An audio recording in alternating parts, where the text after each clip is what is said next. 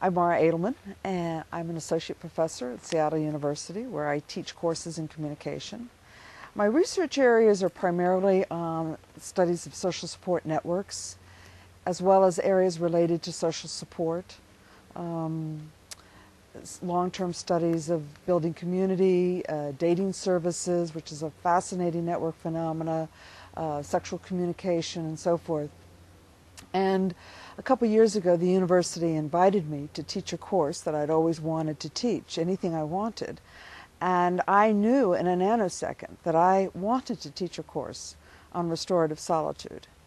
Because to me, it's a fascinating question, which is how does solitude inform the quality of our communication, as well as the quality of our relationships. So I guess that's what brings me here today.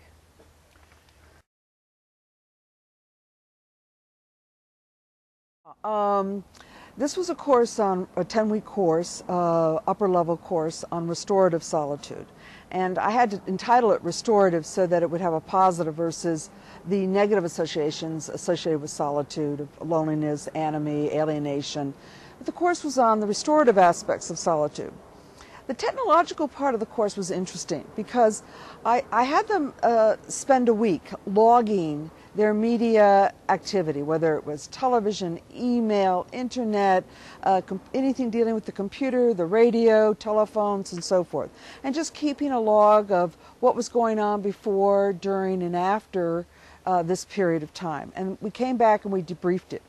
Of course, one of the major insights that the students had was they were just dumbfounded by the amount of time they engaged, just quantitatively.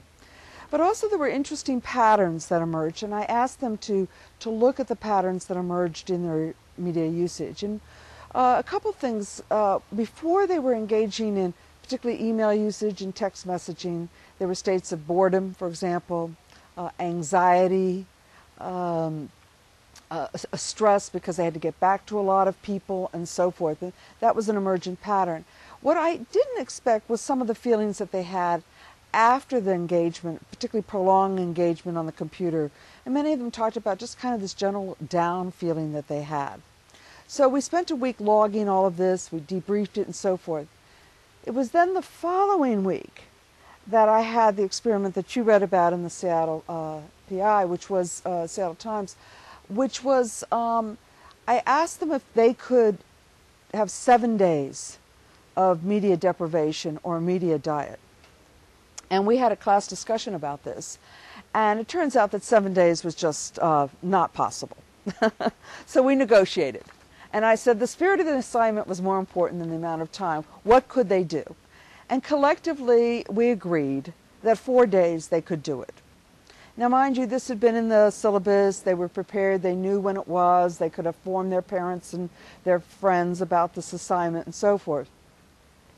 And I said that would be really critical. Of course, they would still need it for schoolwork and professional work and so forth. But 4 days, they were to be on a kind of media diet, or liberation, as some might frame it. And I really felt that the students entered the spirit of that assignment. What they found was very interesting. It wasn't easy for them. And it wasn't just because of what they personally, a personal obsession or addictions or need for, or desires for perpetual contact. It wasn't just that. It was also the external demands that they be connected 24/7. Family and friends wanted to have access to them. Parents wanted access. I had one parent call me kind of irate that their child wasn't going to be in contact with them on a daily basis. So there were a lot of social and normative demands to be in contact. And quite frankly, as a professor, I feel that as well. Since all of this hyperactivity has been going on and connectivity, students' expectations that they have 24/7 access to me is absolutely there. And I have to actually put it in my syllabus when I am accessible and when I'm not, and setting forth my own personal boundaries around media. So it's up the ante, all of this is up the ante in terms of people's notions of access to you. There were also professional demands. One of the things that they're going to be entering fields and professions where organizations are going to expect 24/7 access to them. And this is actually an ethical as well as a personal decision that many of them are going to have to make. And the question is, if they haven't made it in their own personal life, how are we going to ask them to make that in their professional life? In other words, if this is just this 24/7 access is just a cultural wash, if people assume that we're available because the media makes us available, okay, that's problematic. One of the things the students discovered in this assignment during the deprivation was the lack of human agency. In my own work, in other words, many of them felt they didn't have a right to turn off the computer or not answer the emails. There was a sense of being compelled, the compulsion of the call or to answer the phone call. Well, they feel this with text messaging, they feel this with email and so forth. So that this lack of human agency, I think, is because if they have no sense of agency, no sense of themselves being able to turn it off, then I don't know where we can establish boundaries in our personal lives. So part of this experiment was for them to realize that they did have agency, and fortunately that was one of the outcomes. I was really surprised how the article resonated with the public. I got several responses from people who were very disturbed that, and they wanted me to know. And actually I had one from an alumni, an ex-president of Seattle U, in a wonderful profession and field, who said, Mara, you really do need to let companies know that they are also part of the problem. I mean, we're creating an infrastructure here and a kind of a sense of organizational and professional and personal norms that you are available to people 24/7. And he said he found it very destructive in his own life. He was a very spiritually oriented person, and he found it very problematic, no time to think.